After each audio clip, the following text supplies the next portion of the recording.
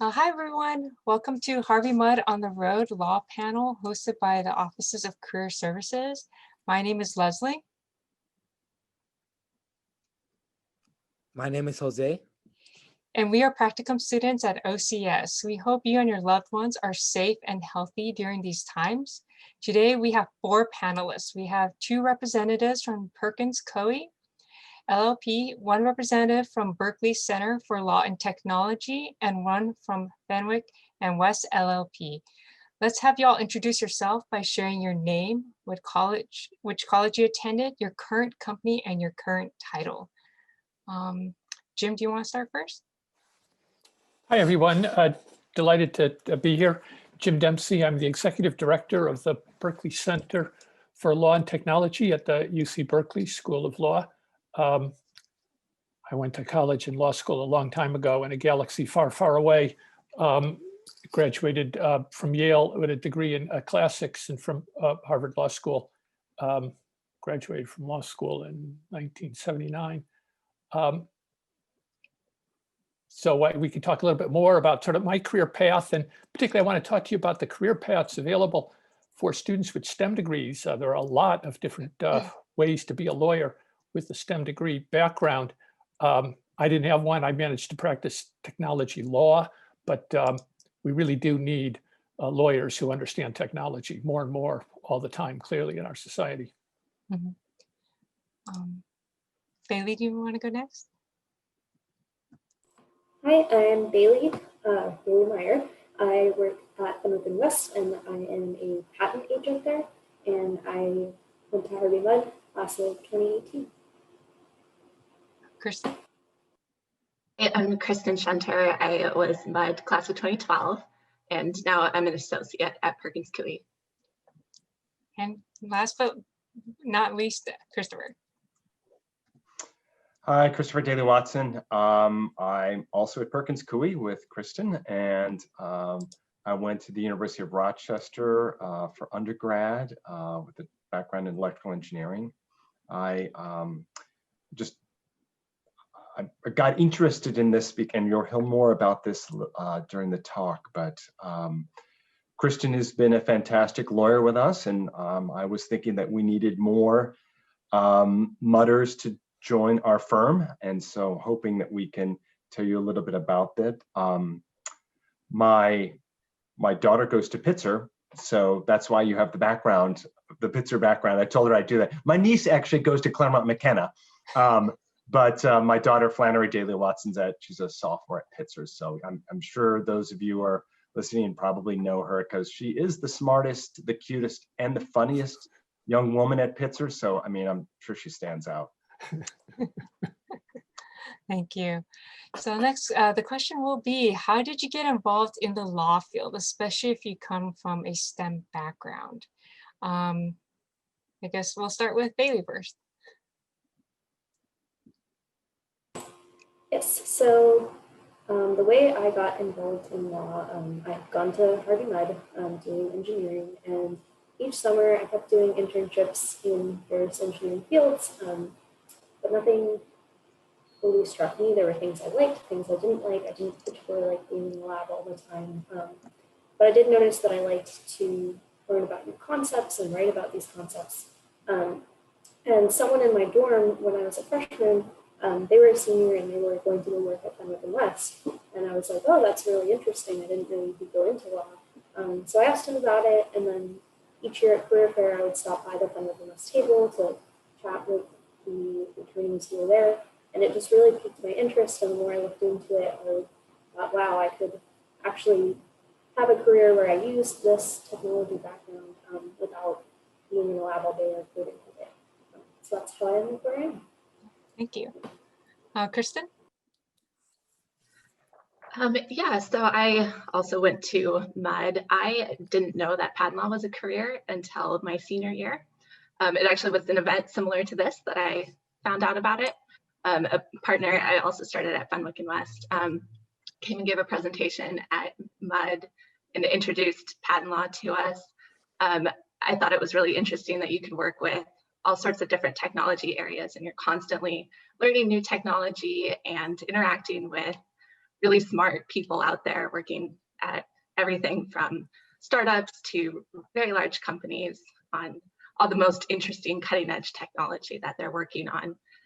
So I just stumbled into it. I started working in patent law immediately after graduating from MUD and have stuck with it since. Christopher? I actually wanted to get a job as an engineer, and I was going down that path. But my dad was the one that convinced me to go to law school. I had no idea about the career in patent law, and ended up actually finding out about it at law school when I was talking to some students and I'm like, oh, I have a degree in engineering. He goes, oh, you should talk to so-and-so. He's an engineer. He's going to do patent law. I'm like, oh. And then I ended up working after my first year of law school in DC, and I really liked it.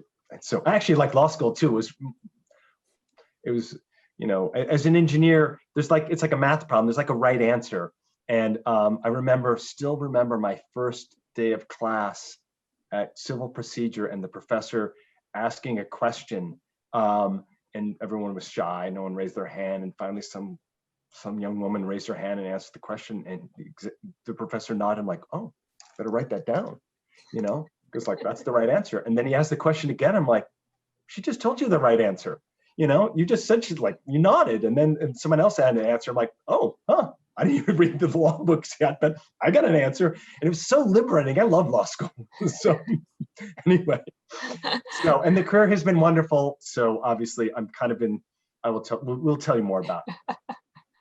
I feel like that really leads to Jim. No, sorry.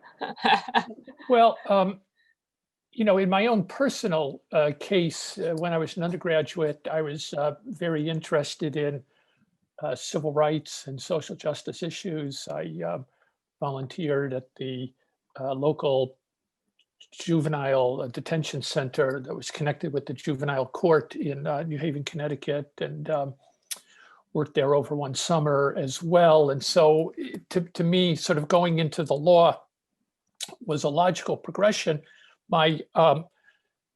Somebody else mentioned serendipity, and all of your careers are going to be affected by serendipity, and there's nothing wrong with that.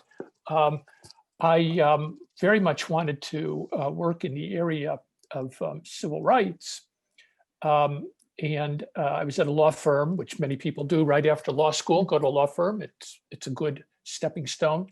I was looking for a civil rights job and ended up with a job that was more on privacy. And that got me into technology and government surveillance and then cybersecurity, which is sort of my area of expertise.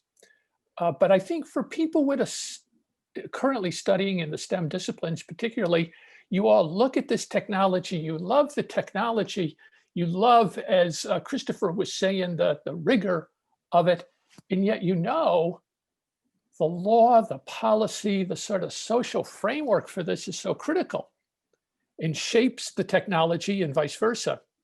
And it's that intersection of the sort of public interest and technology that I think says to a lot of STEM people, well, maybe I don't want to sort of do the bench piece of it my whole career, but I want to learn new technologies. I think Kristen said, you get to learn new stuff all the time. You get to interact with the entrepreneurs, the people building this stuff, both from the business side as well as from the technology side. So I think that's what I see motivating a lot of students that I talk to now, loving the technology, but also wanting to engage with what is the framework in which all of this happens and affects our lives so deeply. Okay, next question. What type of experiences do you recommend students to participate in during their time at Harvey Mudd or any college campuses that they're on? I guess, Christopher? Sorry, I was just reading the chat comment. What was the question again? I'm trying to multitask. No. So what type of experiences do you recommend students to participate in during their time at Harvey Mudd or any college campus? Yeah, that's a good question. So in other words, like what classes should I have taken when I was in college? So, I mean, I loved science and math as a kid. I mean, that was the thing. And I cannot believe that I write for a living. I mean, I'm not even, I don't do what I originally liked. Mhm. And I completely agree with Jim in that it's really cool to be able to still have one foot in technology and learning all these cool new ideas. But on the other hand, taking that knowledge, that technological or scientific knowledge, and finding a way to communicate that to others, and to different audiences too. There's the patent office, there's, to the inventors, the client, sometimes it's to the judges.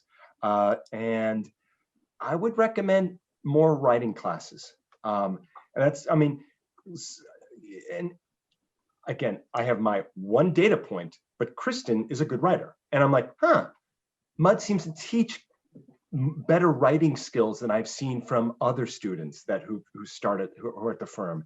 And so I would, again, I don't really know the curriculum that well, but I would certainly encourage taking more writing classes. I mean, if there's a technical writing class, all the better. But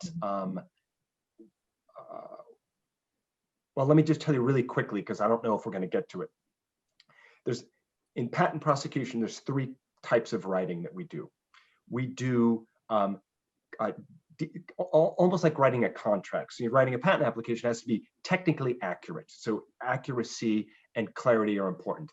But then when you're haggling with the patent office, you have to, persuasive writing is key. So you're kind of being more of a litigator at that point.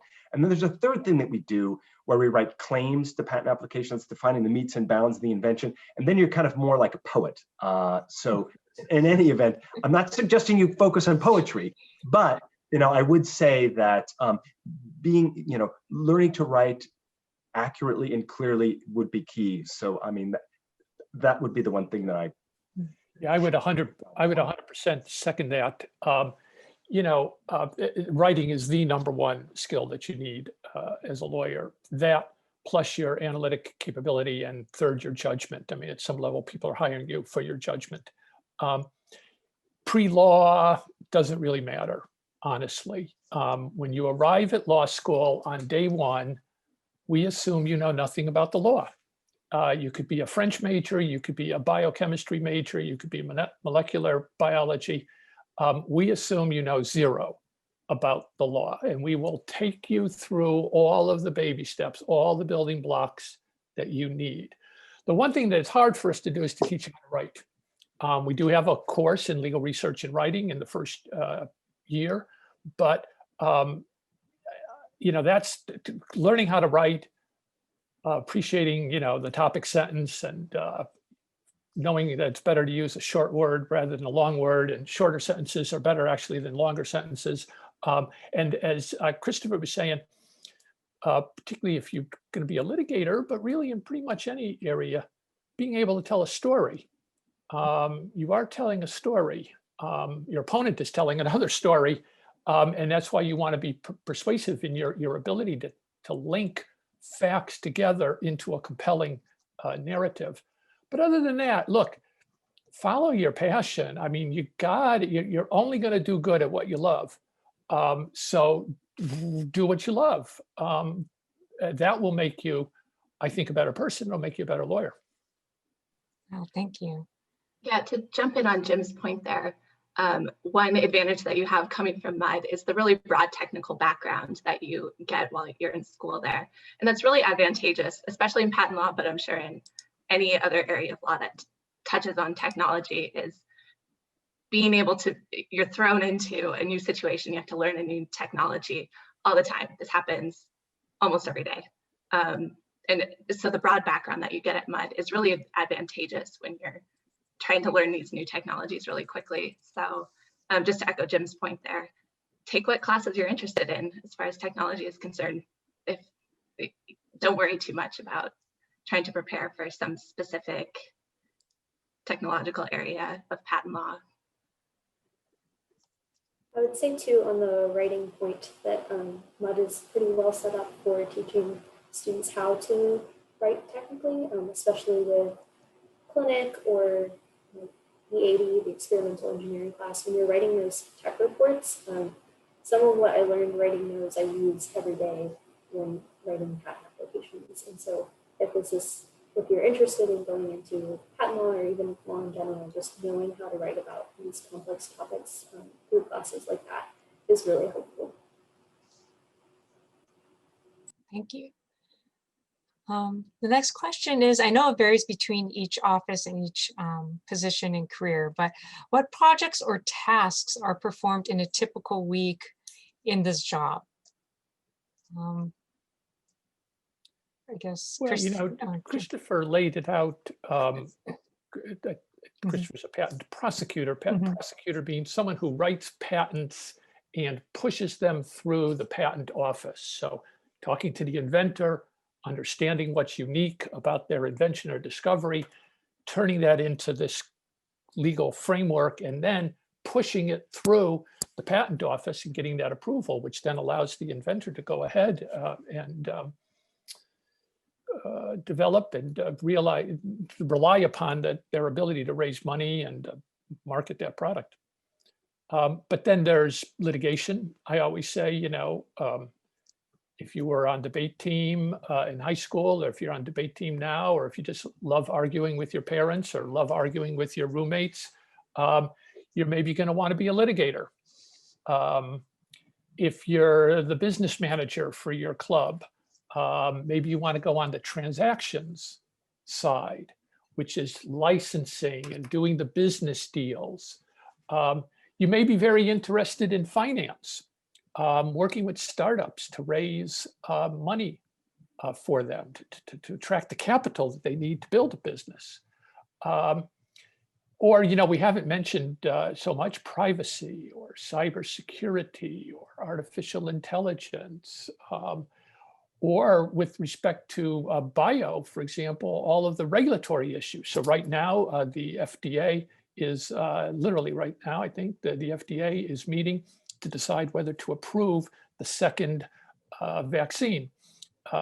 So you can have the greatest biological development in the world, but in order to get it to market, in order to have it do any good for people, you need that regulatory approval.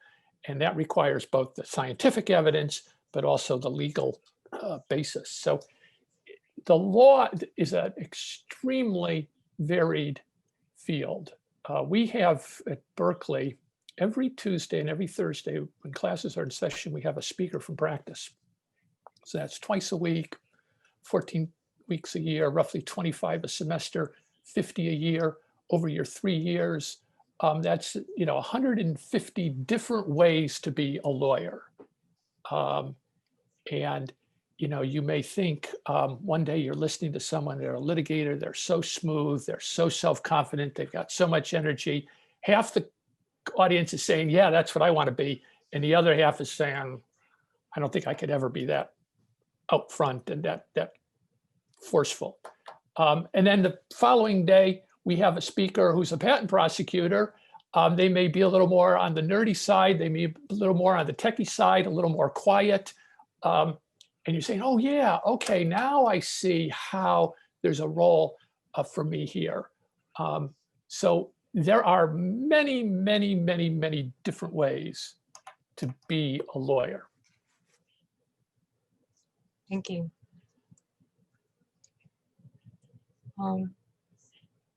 Did anyone want to add to that, or okay? Okay. In your opinion, what are the top 3 skills, both hard and soft skills, needed to excel in your job? I want to hear from Bailey and Kristen on that one, since they're the freshest, got the freshest impressions. Yeah, I can jump in. So writing has already been mentioned, definitely clear communication in general, whether it's writing some sort of formal document that you're submitting to a court or the patent office, as well as just email communication, communicating clearly with clients. In general, clear communication is very important. Technical skills are important for patent prosecution. And again, it's more being able to quickly learn new technologies and think abstractly about the technologies.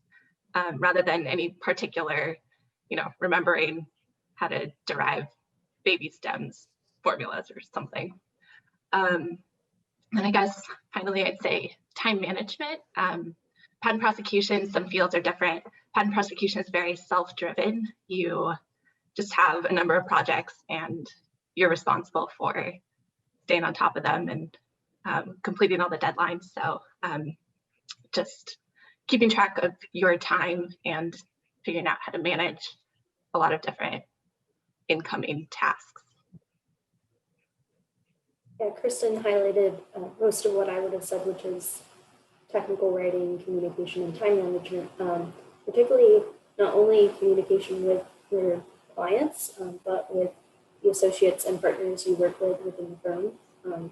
So because you have all these projects that are given to you by various associates and partners, and each of those projects have different deadlines, you need to be in close communication with those associates to let them know, hey, this is where I'm at with this project. I'm going to meet the deadline. I'm going to need an extension, and just be very aware of your time and where these projects are going.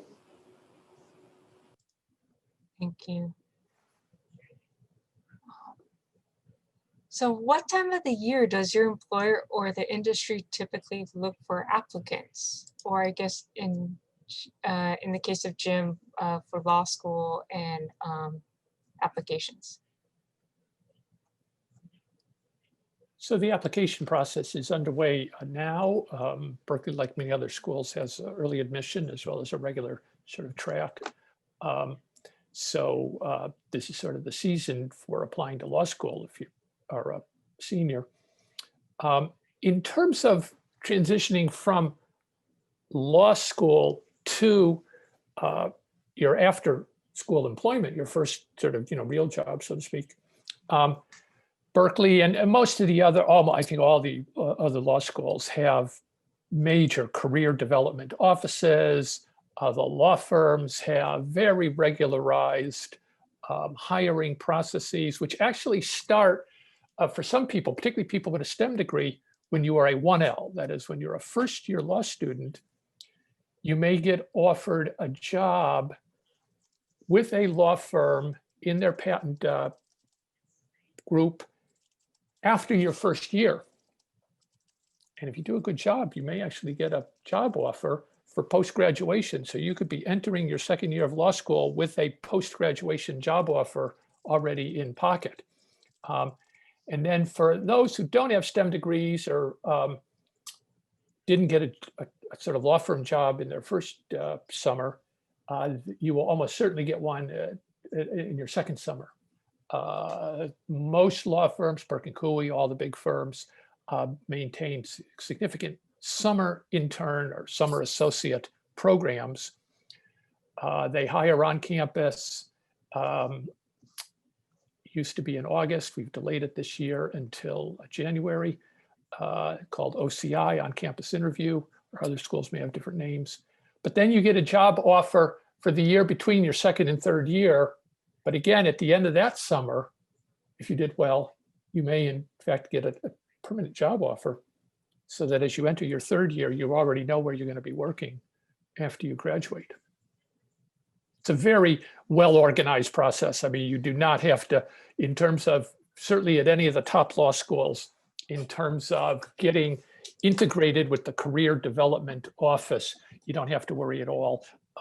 Certainly at Berkeley, we have a quite substantial operation and resume review, practice interviews. We do it all for you to help prepare you to work through that process. I don't know if Christopher or Bailey or Kristen want to talk.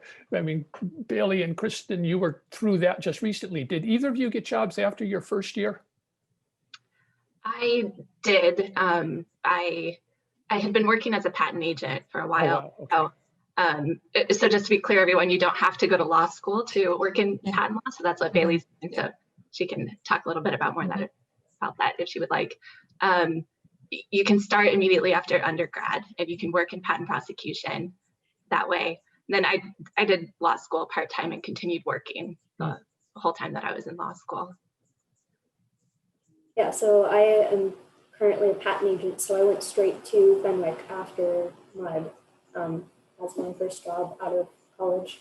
And I started off as a patent engineer, and then you take this test called the patent bar, which lets you become certified as a patent agent, and you're able to file patent applications on your own and file discussion responses and various prosecution matters. And then I think the nice thing about that is it really gives you a sense of what working in patent law is like, and then you can decide if you actually want to continue with that and go and become an attorney. So I'm actually going through the law school process right now, and we'll go on towards that next. And I know a lot of people too who started in the patent agent route and then they went to law school and from there went into other fields. They went into patent litigation or they did more of the licensing side. So that's an option as well. I guess if I can add on to that, for undergrads right now, are there types of internships, you know, if they're interested in patent law, you know, if they can move towards that instead of after graduation to explore the field? Is there any jobs or positions, internships that they can look into? I guess start with Kristen. To my knowledge, we don't do any sort of internship. I don't know, Okay. Christopher, if you have any other information on that. No. Otherwise, you just start after graduation. One path that some people take is to work as a paralegal. My daughter did this between college and law school. She worked at a law firm as a paralegal, which in a way is a research assistant. You need no particular degree or background for that, unlike being a patent agent, where you do need to have the STEM degree and pass the patent bar if you want to be operating in front of the patent office. But to be a paralegal, it's an interesting way to sort of test the waters, work at a law firm, work very closely with the lawyers, a lot of document work, a lot of keeping the trains moving on time in terms of litigation. But it's one way to test the waters. Also, groups like the Electronic Frontier Foundation, the ACLU, civil rights groups, they do almost certainly have paralegals and interns. And I assume there's some kind of public interest office or public interest center at either at MUD or at the Claremont colleges in general, where you can probably find out about volunteer opportunities, just the way that I volunteered when I was an undergraduate at the juvenile court and the juvenile detention center. There almost certainly are opportunities in the Claremont area for undergraduates. Thank you, Jim. Does anyone else have also? Okay, let's see. Well, as with the last question, what do you wish you would have known as a student that you know now? And I guess we'll start with Christopher. So of the list of questions you sent out earlier, this is the hardest one. I would say that I am surprised at how much I liked the job. And part of that has to do, again, this is very personal, but part of it has to do with the you know, something that Jim touched on earlier, which is the ability to touch on a lot of different fields and learn a lot of cool new ideas and inventions and so forth. So I like that. There's constant novelty. The career is also touching on what Jim mentioned earlier with respect to, on the prosecution side, the work is, it's more analytical as opposed to on the litigation front. Now, what it means is that on litigation side of things, the work that you have is actually in the news. It's more interesting if you want to, you know, there's more fame involved there. But on the other hand, there's a lot of work in that field that is, it's very cyclical. So there are times you're exceptionally busy and have no free time, and other times where you have nothing to do. Whereas on the prosecution side, it's very flat. In other words, like an entire plan in terms of, I don't have holidays ruined because I've got to do some litigation matter. So that's very good. But so I tell people, I said, it pays very well. I have a lot of flexibility and I have a lot of autonomy. And so those three things are rare in many careers, particularly in a corporate environment. Thank you. Bailey? Yeah, so I guess I'm going to spin this in a slightly different direction and say if you're interested in going into law, and you know that's something you want to do, I recommend to start looking at studying the LSAT, because I think that your brain is a little more geared towards studying and taking tests while you're still a student. And when you're trying to fit that in later, when it's been a few years since you've taken the test and then you're also working, I think it's just easier when you do it while you're still kind of in that study mode and that student mode. So that would be my recommendation. Thank you. Kristen? I went a little more of a traditional route on this question. I was going to say that I wish I had known that it's okay to ask questions. I think when I was in college and then early part of my career, oftentimes I found myself afraid to ask questions because I didn't want to look stupid, you know, or, you know, you don't want to ask a question that seems like it should have been obvious, but it's better to just ask the question and you probably won't look stupid. And if you do, also not the end of the world, you got the answer to the question that you needed. So. Leslie, I'll answer your question, but at first I see there's a question from, I think, a student. Can you foresee Sure. emerging areas in the law? Just wanted to quickly jump in on that. Mm-hmm. AI is huge, which is related to robotics, of course. We're obviously going to be facing as a society, you know, a huge question about sort of the future of work and the relation to sort of machine to human interface. So if you're all interested in even the mechanical side, let alone the sort of software side of electrical engineering, huge developments there. And obviously the pandemic brings to the fore still the huge importance of medicines, of the development of pharmaceuticals. There could be, I think, some of the new techniques, whether it's CRISPR or this, you guys know better than I do, but this messenger RNA and the breakthroughs that are associated with that in terms of vaccine development. Huge innovation going on in food. People talk about the age of innovation in protein and the ways in which we will produce and develop food.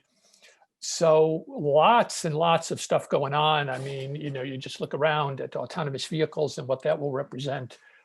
So whether it's on the bio side, on the electrical engineering side, on some of the sort of materials side, some of the sort of even core mechanical engineering side, there's just amazing stuff going on. Your question, I think, was what do I wish I had known as a student? And my personal answer is, I wish I had more greatly appreciated the value and importance of friendships and the friendships that you're building now. My wife and I are doing Zooms with people that we met in 1971. And I wish I had more of those. And I wish I had realized sort of the importance. I was a little too focused on studying and really wish I had appreciated the significance and value of that, because it's your whole life. You could be making friendships right now that you will have for the rest of your life. Mm-hmm. Yeah, thank you so much, everyone. That concludes our panel session for today. We have included the networking link in the chat box, so make sure you click on the link to go to the Zoom meeting for networking afterwards. And also just want to announce we have the STEM Career Fair, which will be Friday, January 29th in the year 2021, 10 a.m. to 3 p.m. on Pacific Standard Time. And all the information is located on Handshake. And also, if you see Jose's background, join Mud Compass today. It is networking for the alumni, for Harvey Mudders, and also for for the undergrads, the alumni want to connect with you and want to help just guide you if you have any questions. So most definitely reach out to them. And so again, thank you so much for attending, and we will see you at the networking.